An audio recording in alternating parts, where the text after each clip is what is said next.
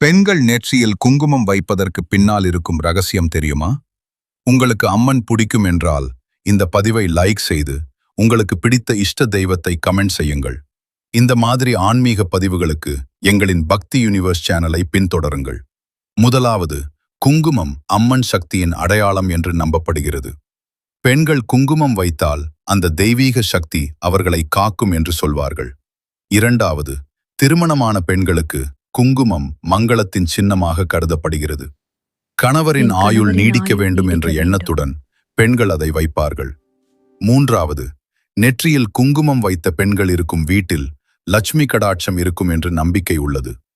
நான்காவது, நெற்றியின் நடுப்பகுதி ஆக்ஞா சக்கரம் என்று சொல்லப்படும் இடம்.